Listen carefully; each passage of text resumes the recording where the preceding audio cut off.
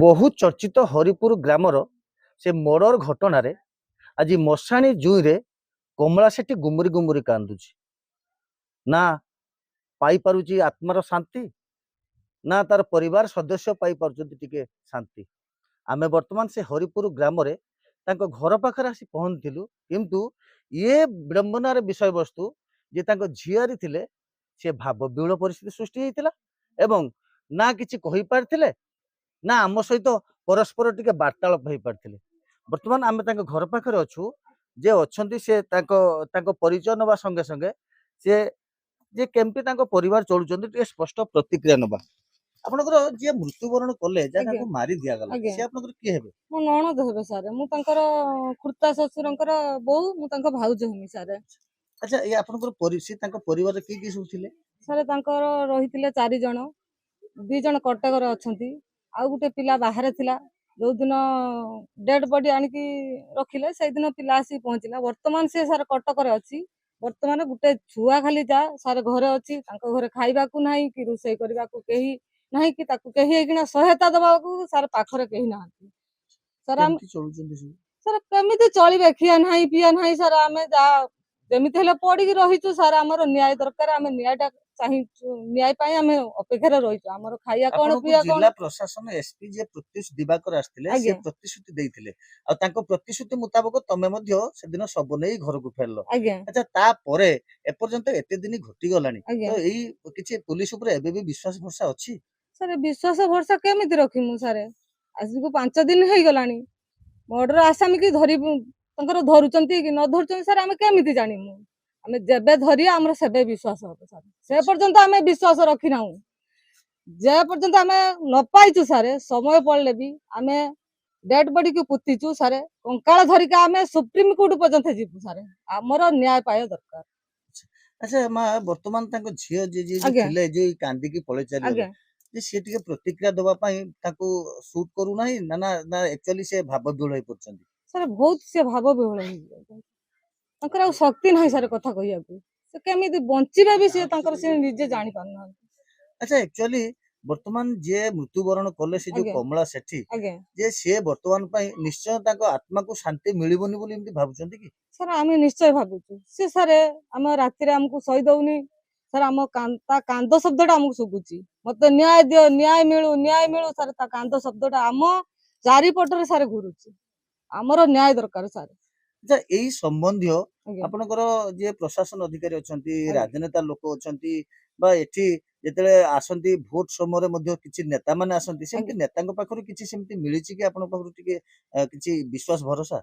Sir हमर अछंती पदु नना तांका पाखरे टिके हमर विश्वास भरोसा अछि आमे सेही अपेक्षा रे सर रहिछु कोन करूचंती कोन नाही सर से पर्यंत अपेक्षा रे अछु जदी आपन को कहिली जदी हम न्याय न मिलला आमे समय पले सर ता कंकाळ को धरिकी आमे सुप्रीम कोर्ट हाई कोर्ट पर्यंत सारे हमर न्याय दरकार हमर गुटे कथा हमको न्याय मिलिया दरकार आमे न्याय न मिलला पर्यंत आमे सारे छाड़ीबु नाही। କଥା ଏଇଠି ଆପଣ କହୁଥିଲେ ଯେ आज्ञा ଆପଣ ଏଠି ଚର୍ଚ୍ଚା ମଧ୍ୟ ହଉଥିଲା आज्ञा ଯେ ସରପଞ୍ଚ ଆସିଥିଲେ କୋଉଠି ଗୋଟେ କଣ କବାଟ ଖୋଲିଲେ ଯେ ସେଟା ସେ सर ଘଟଣା ଟିକେ जो କଣ? घर पाई आज माड़गोल होईची से घर सारे ताला पड़ीथिला सर सरपंच आसिकी राति रे चाबी खुलिकी तांकर सर कोन नेले से घरु हाथ हथियार रखिथे। ହରିପୁର ପଞ୍ଚାୟତ ଯେ ସରପଞ୍ଚ ଥିଲେ? आज्ञा ହଉ दिलु बेहरा सारे ଆଜ୍ଞା।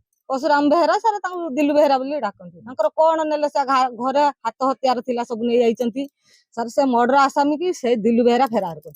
ଆଚ୍ଛା ଆଉ ଗୋଟେ କଥା ଆପଣ ଯେତିକାଳେ ଦିଲ୍ଲୁ ବେହେରା ଆସିକି ଆପଣଙ୍କର କବାଟ ଭାଙ୍ଗିଲେ ଚାବି କଣ ଭାଙ୍ଗି ଦେଇଥିଲେ? हां निश्चय ତ सर ସେଇ ସମୟରେ ଆପଣ ମାନେ ତ ଘର ତରଫରୁ ବିରୋଧ କରିଥିବେ सर निश्चय विरोध करछु ସେ ତାପରେ ସେ ତ ଉତ୍ତର ତ କିଛି ଦେଇଥିବେ? सर उत्तर किछि देलेनी सर खैरा थाना वाला कहिले जे आमे आसीतिलु आउ आमे उपस्थित रो सेमाने काढी नै चंती थाना पुलिस वाला जतळे कहिले सर पुलिस वालांकर तांको कनसर्न पुलिस वाला ଥିଲେ?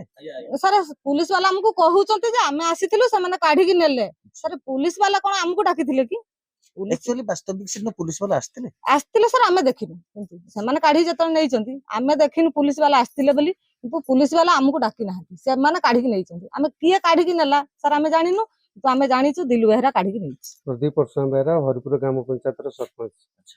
କଣ କହିବେ ଆଜ୍ଞା ଯେ ଆପଣଙ୍କ ପଞ୍ଚାୟତରେ ଏତେ ବଡ ଗୋଟେ ଘଟଣା ଘଟିଗଲା ଆପଣ କଣ ଜାଣନ୍ତି ସେ ସମ୍ବନ୍ଧରେ? ଟୋଟାଲ ତ ସେ ବିଷୟରେ ଅବଗତ ବି ମୁଁ ଏପର୍ଯ୍ୟନ୍ତ ବି ନାହିଁ ଯଦି ବା ଥିଲି ଯଦିବା ପଛରେ ଆସି ମୁଁ ଶୁଣିବା ପାଇଁ ପାଇଲି କି ଏମିତିଆ ଗୋଟେ ଗଣ୍ଡଗୋଳ ହେଇଛି, କ'ଣ କରାଯିବ। ଆଉ ସେଇଦିନ ସକାଳେ ମୁଁ ଯାଇଛି ଫିଜିଓଥେରାପି କରିବା ପାଇଁ। ଦେନ୍ ମୋ ପୁଅ ଡ୍ୟାନ୍ସ କ୍ଲାସ୍ ଶିଖୁଛି କୋପାରେ, ତାକୁ ଛାଡ଼ିକି ଆସିଲି। ଛାଡ଼ିକି ଯାଇକି ମୁଁ ଘରୁ ଫେରିଲା ବେଳେ ହେଇଗଲା 2ଟା 2:30। ଯେତେବେଳେ ମୁଁ କୋପାରି ଉପରେ ଶୋଇବା ପାଇଁ ପାଇଲି ଏଭଳିଆ ଗଣ୍ଡଗୋଳ ହେଇଛି, ତାଙ୍କରି ଲୋକମାନେ ବି ଦେଖିଥିଲେ ମୋତେ। ମୁଁ ଯାଇକି ସେଠାରେ ମୁଁ କହିଲି କି ଦିଲୁ କ'ଣ କରିବା, ମୁଁ ଇମିଡ଼ିଏଟ୍ ଥାନାକୁ ପଳାଇଯାଉ, ମେଡ଼ିକାଲରେ ସେ ଲୋକ ଟ୍ରିଟମେଣ୍ଟ କରାଯାଉ। ମାନେ କୌଣସି ଯେତେବେଳେ ମୁଁ ଶୁଣିବାକୁ ପାଇଲି ଯେ ଏଇଟା ମୋ ନାଁଟା ବି ତା ଭିତରେ ଇଣ୍ଟେନ୍ସନାଲି ପୁରେଇଛନ୍ତି, ସେ ମୋତେ ଆଶ୍ଚର୍ଯ୍ୟ ଲାଗିଲା।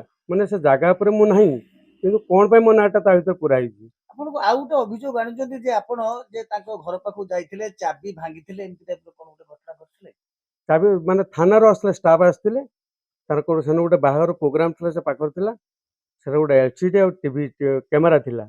ତାକୁ ମାନେ ଥାନାବାଲାଙ୍କ ସାମ୍ନାରେ ସେ କାମ ହେଇଥିଲା। ମୁଁ ତ ବାହାରେ ଏବେ ବି ମୁଁ ଅସୁସ୍ଥ ଅଛି, ମୁଁ ଚାଲି ବି ଠିକରେ ପାରୁନାହିଁ। କିନ୍ତୁ ସେମାନେ ଭିତରକୁ ଗଲେ, ଚାବି ଭାଙ୍ଗିଲେ, ଭିତରକୁ ଯାଇକି ତା ଏଲ୍‌ସିଡି ଆଉ ସେ କ୍ୟାମେରା ଦିଆ କରାଇଲା। କିନ୍ତୁ କିଏ କିଏ ଦେଲେ?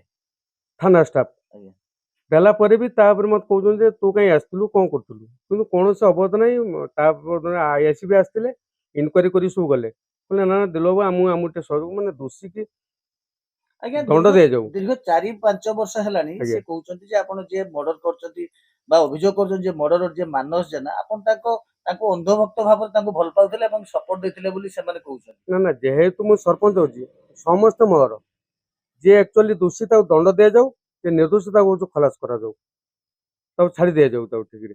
କିନ୍ତୁ କୌଣସି ଅବରୋଧ ନାହିଁ ଯେ 4 ବର୍ଷ ତଳେ ଘଟଣା ଘଟିଥିଲା। ମୁଁ ପ୍ରଥମେ ଯାଇକି ମିଟିଂ କରିଥିଲି, କିନ୍ତୁ କୌଣସି ଫଳପ୍ରଦ କୌଣସି ପକ୍ଷ ନ ମାନିବାରୁ ମୁଁ କହିଲି ତମେ ସିଭିଲରେ ବାଟ ଯାଅ, 2 ପକ୍ଷ ସିଭିଲ ଯାଇକି ତମେ ଯାହା ନିଷ୍ପତ୍ତି ଆସିବ ସିଭିଲ ମାନେ କୋର୍ଟ ଯାହା ନିଷ୍ପତ୍ତି ଦେବ ସେ ମୂଳରେ ତମେ କାମ କର। ବି ତାଙ୍କର ବିଶ୍ୱାସ ଭରସା ଅଛି ପ୍ରଶାସନ ଉପରେ, ବିଧାୟକଙ୍କ ଉପରେ, ଯେ ନିଶ୍ଚୟ ଆମକୁ ନ୍ୟାୟ ମିଳିବ। କିନ୍ତୁ ଯଦି ନ୍ୟାୟ ମିଳେ, ଆଗାମୀ ଦିନରେ ଆମେ ତାର ମଧ୍ୟ ଏକ ଜ୍ୱଳନ୍ତ ଲକ୍ଷଣ ମଧ୍ୟ ରଖିଛୁ ଯେ ପ୍ରକୃତରେ ଯଦି ନ୍ୟାୟ ନ ମିଳିବ, ତାହେଲେ ଆଜି ଶବକୁ ନେଇ ଯାଇଥିଲୁ ସିଡ଼ିରେ, ସାଇକେଲରେ ଶବକୁ ନେଇ ଯାଇଥିଲୁ। ଆସନ୍ତାକାଲି ବା ଆଗାମୀ ପର୍ଯ୍ୟାୟରେ ଯଦି ଆମକୁ ନ୍ୟାୟ ନ ମିଳିବ, ଶବକୁ ଖୋଳି 50ଟା ମାଂସ ହେଇଥିଲେ ବି ସୁଦ୍ଧା ଆମେ ସେ କଙ୍କାଳ ଧରି ଯାଇ ଥାନାରେ ପହଞ୍ଚିବୁ ଏବଂ ନ୍ୟାୟ ଭିକ୍ଷା କରିବୁ।